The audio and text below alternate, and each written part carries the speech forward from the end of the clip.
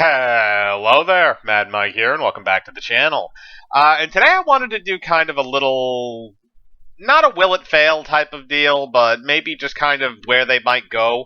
And this is after John Boyega has put out statements that says he does not have any plans to return to Star Wars in the future or ever. Oscar Isaac has put out similar statements, as has Daisy Ridley. So all three of these actors appear to be done with that particular franchise, and they are moving on with their careers.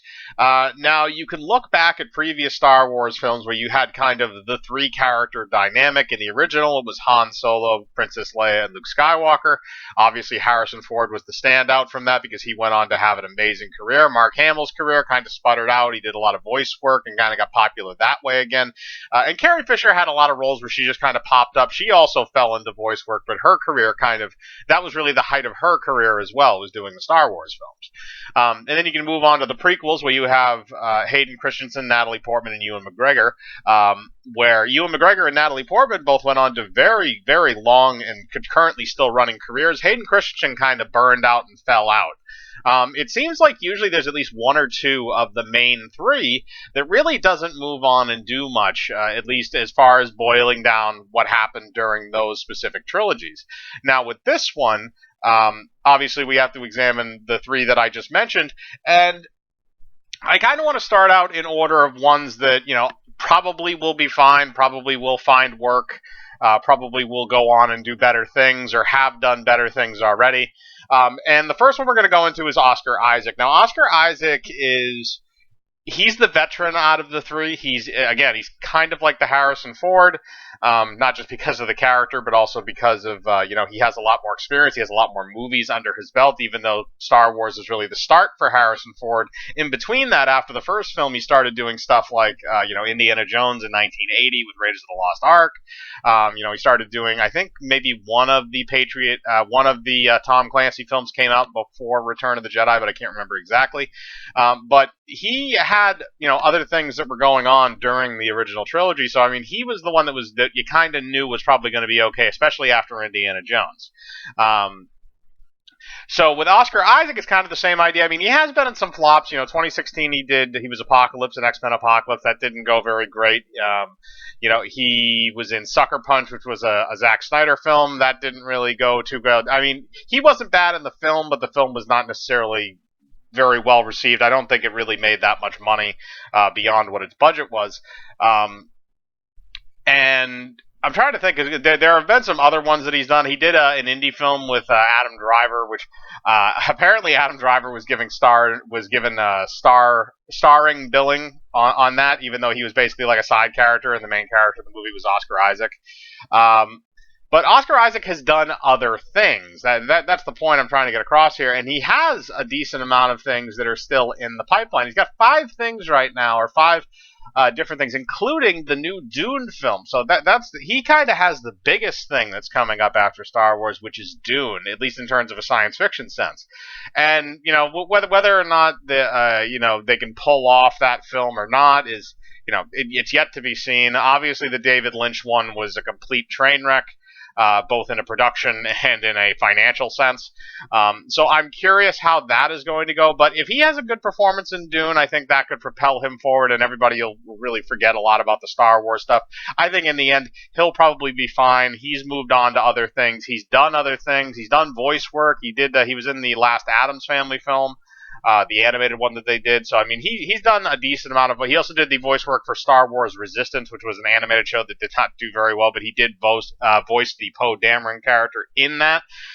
So he has also the voice acting stuff under his belt, too, so he can use that as well, even if he kind of falls out of the limelight of the live action role. So he's probably going to move on and do some interesting things. I'm actually kind of curious what some of these are going to look like. The card counter seems like an interesting one, which I think maybe be kind of like a Rain Man type of thing, or at least one of the like the MIT card counters and stuff. Things like that, cheating at gambling, which seems kind of like a true crime thing. So that could be kind of interesting. But, I don't want to spend too much time on Oscar Isaac because I think he's the most stable out of the three. Now, the next one we go into, which I'm probably going to spend a good amount of time on, is John Boyega. Now, John Boyega was my favorite character out of the sequel trilogy, out of the new characters anyway. I thought he had the most, at least in terms of the Force Awakens, I thought he had the most ability to move forward in an original direction, and then they just stunted him and left him in the same place for 3 movies. But John Boyega he wasn't really known for much before he got hired on for Force Awakens. The only thing people really knew him from, like a major role, really, there's probably some television stuff and stuff like that over in the UK, but most people knew him from the movie Attack the Block, which was kind of an alien science fiction comedy type of movie. I think he did a really good job in it. And I was actually really excited when he got casted originally for Star Wars. So, during the time when he was making Star Wars, he wasn't really in a whole lot of stuff. He wasn't in, a really a couple of TV movies. He did Pacific Rim Uprising, which I thought was meh. He did Detroit, which was a movie that did very good in the Academy, so at least they paid attention to that. And I'm speaking of that in terms of the studio executives that they pay attention to that type of stuff, especially if films like that are very positively received by critics, which I believe that film was. So they look at that, and then he has 3 films that are coming up. One is in post production, 2 are in pre-production. The film where he's in post production is probably the one that looks the most interesting. The actual cover for it, it's called Naked Singularity. The actual cover for it just has like looks like maybe a flag or something, or either it's a flag or it's a distorted image of a katana, and then it just says Naked Singularity. So I don't know. And basically, it seems like it's going to be a legal drama. It's a New York public defender who loses his first case, and then his life begins to unravel. But the thing is John Boyega is not the star of that. It appears, from what I can tell, he is the client that maybe is the one whose case gets lost. But I mean, you have him overshadowed in that by Ed Skrein and Bill Skarsgård. So there's some other veteran actors that are also mixed in there. So I don't necessarily know if he's going to be able to do something there. And then you look at his other 2 upcoming projects, which are Borderlands and Rebel Ridge. Now, Rebel Ridge seems like it's probably the one that's going to be the most interesting. A high-velocity thriller that explores systematic American injustice through bone-breaking action sequences, suspense, and dark humor. So it seems like it's going to be kind of a dark action comedy, which I could get behind. Kind of the idea of maybe like The Hitman's Bodyguard or something like that. I'm thinking of like a modern example. Stuff with a dark sense of humor, maybe like a hardcore Henry type of thing, because that has a kind of a dark, fucked up sense of humor. But I like at least the premise of it, and he's also one of the mainstays in that, even though he's not necessarily top billing. Don Johnson is actually top billing in that, which is I think he got probably a decent career boost because of being in that Watchmen show, even though that show was god fucking awful.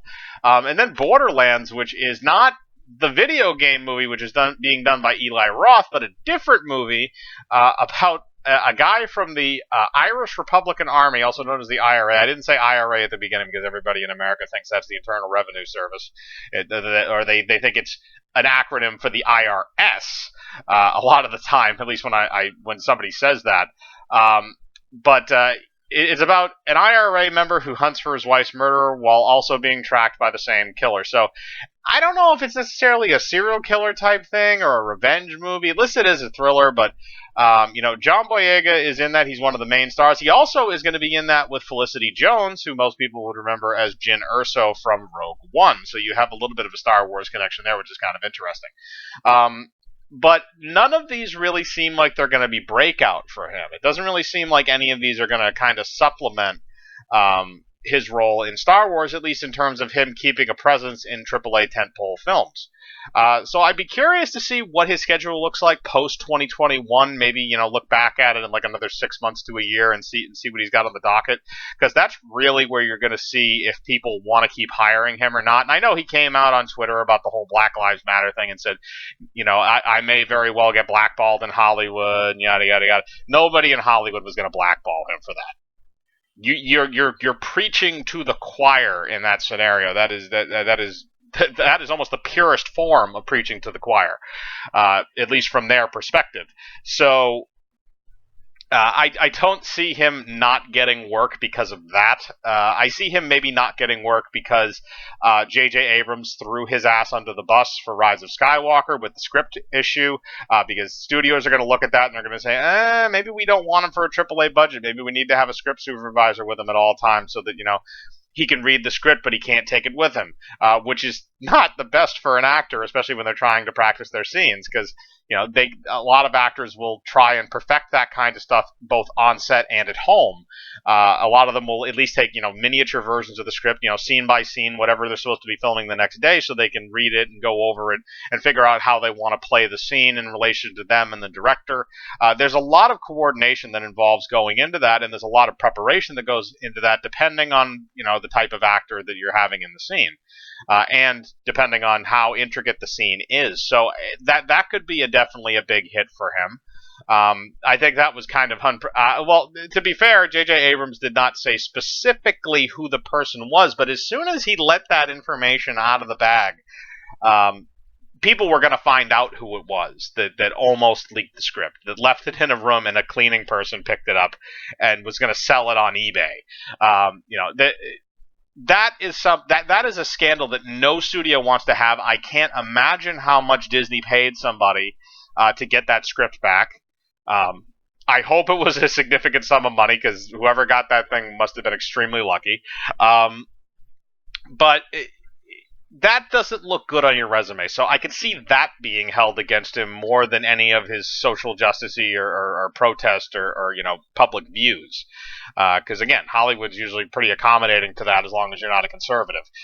But the point is that I think that he's going to have a bit of a hiccup. He's probably going to have a dip in the next couple of years. He's not going to get a whole lot of work, but I have a funny feeling that when Hollywood gets back up on its feet, when they start producing films a lot more frequently, when the delays are stopping, and when we kind of have this whole thing under control, I think that he's probably going to get more film offers from AAA eventually, but I don't think it's going to come from Disney. That's my thing. I think it's going to come from other studios. It could come from Paramount or Warner Brothers or Universal, or even some smaller English studios and stuff like that.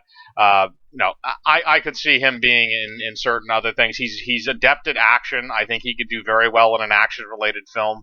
I think he's relatively good at comedy for the most part, as long as his character is not written to be a bumbling moron. And I think he does know how to act serious when he wants to. I think maybe that's something he can probably work on in the future, but I think that he does a relatively good job at it. I think he can get better at it as well if he were to be given more roles that would center around that. So I don't really have any concerns for him, but I think he's going to be the middle ground guy. He's going to be the one that's going to have kind of a lull. And I could maybe see him getting into voice work. He's dabbled in it a little bit with certain video game stuff, but a lot of that's probably just, pulled and scrubbed audio, or just catchphrases and stuff here and there, because he is credited in Star Wars Battlefront 2, but that's not substantial dialogue, at least not as far as I know. And now we get to the last one, the person who I think is going to have the most issues getting work after this, and that is Daisy Ridley. And the reason why I say that is because she hasn't really been in a whole lot during the run of Star Wars. She's been in a couple of films. The biggest one that I can think of is Murder on the Orient Express, where again I didn't think she was a bad character. She was kind of the next. She was a major supporting character in that film. And I don't think she did a bad job. She also did the voice work for Peter Rabbit in 2018. So I think that she could maybe fall back into that niche a little bit. I feel like she's gonna get thrown into the same kind of shark bin as Carrie Fisher. She'll show up every once in a while and do something or other. People will hire her for something, but I don't think she's going to be getting a lot of mainstream Hollywood jobs because she didn't have a lot of work before Star Wars, and I don't think she did anything in that series to kind of warrant anybody wanting to pick her up for anything else. I don't necessarily know if it'll be a typecasting type of thing, but out of the movies that she has that she's going to be coming out, you have Chaos Walking, which she's in with Tom Holland, which has been, I think that's been delayed like almost 2 years now. It's been sitting on the shelf. I don't even know when that's supposed to come out. Well, it's listed for 2021, but that can probably get pushed back, again, due to the coronavirus stuff. voiceover for a documentary, which I think she would actually be good for, just because well-spoken English people tend to do very good within the documentary circuit as narrators, or if you have a voice that sounds like Morgan Freeman. Uh, the Inventor, which again is another voice role for her. Colma and A Woman of No Importance. Both of them appear to be small films. They've both been announced. They have not been. Nothing has come of them yet. They haven't started filming. They're probably still in the scripting process to an extent, but or at least the later stages of a scripting process. But neither one of those films looks like it's going to be something that really jumps out at audiences. Now she could do the thing that maybe did, like a Daniel Radcliffe thing, where she's in, Daniel Radcliffe had this whole thing leading up with the Harry Potter films, and then when he was done with those, he started falling back into different types of roles to diversify his portfolio away from just the straight fantasy Harry Potter stuff. He was in comedies, he was in a war movie, he was in horror movies. He was in all these very, very different films that showcased various levels of his acting. And I think if Daisy Ridley can get those jobs and showcase that she can play other roles besides this kind of bland protagonist that she played in the Star Wars films, I think she could rebound. But the problem is that I don't know if she's going to be getting those roles, or if her agent is going to be actively seeking them out. Like I said, I think Radcliffe did something smart there, where he deliberately, it looked, or at least it appeared so, that he deliberately tried to diversify his acting credits in order to show that he could do multiple projects and that there was no reason to typecast him. And like I said, with the original trilogy actors, except for Harrison Ford, because he was also in Indiana Jones, which is also done by Lucasfilm, those other actors were basically just typecast as those roles, and it was almost impossible to get them for something else in a starring role. Mark Hamill, I think the only other things I remember him from were Big Red One, which was kind of a middle of the road type of war movie. It wasn't anything outstanding. It wasn't a Sands of Iwo Jima or Saving Private Ryan or anything like that. It was just a very basic war film. And again, I didn't think he was bad in it, but I didn't think the film was written very well to begin with. And then you go over to Carrie Fisher, who she started falling into a lot of comedy, which again kind of fit her personality a bit better. I know she did some writing work at various points, some voice work. She did some voice work for Seth MacFarlane on Family Guy. But then she also did, these kind of little tiny pop-up roles where, she's in the Blues Brothers as the crazy ex who tries to kill John Belushi. And I think she showed up in a couple other things as well. But for the most part, I mean, substance abuse problems could have also gone into that as well. But she really didn't do a whole lot of live action after Star Wars had ended. It was a lot of very niche roles or kind of bit parts that she almost kind of like Linda Blair after The Exorcist. Linda Blair didn't really. I mean, she did some other movies obviously after that, but a lot of it was exploitation films and other kind of stupid horror films and parody movies like Repossessed because she was in The Exorcist. I feel like Daisy Ridley is going to wind up falling into that kind of a mold because I don't see much not necessarily diversity, because there are some different things in there. She has some voice work and stuff going on. So like I said, I can see her going into that. But for the majority of it, the roles are not really that drastically different when you look at what she was doing in Star Wars. Because it's not real. When she was in Star Wars, it's a very bland character. There's not really that much going on there. There's not that much depth. Again, that's kind of common with the Mary Sue archetype. So now we see her going into this stuff. So I'd be curious maybe to see what she does in these two films, if she garners any kind of attention for either of these things. I don't know if either one of them may be Oscar bait. It's very possible, especially the Colma film. That sounds a lot like Eternal Sunshine of a Spotless Mind, or like a Benjamin Button, that type of thing. So I can see maybe that garnering some Academy attention. The other one, A Woman of No Importance, just sounds like kind of a generic kind of. It doesn't sound that great. But the other one I think may have some potential. But again, like John Boyega, I'd be curious to see what she does in the next 6 months to a year in terms of having more stuff on her resume to kind of judge. But that's just my kind of opinion on this thing. I want to know yours.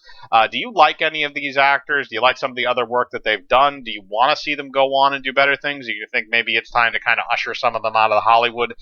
Again, I'd like to know your opinions. Put them below. Hit the bell for notifications, hit the like button, subscribe, and remember, I live my life free of compromise. Do you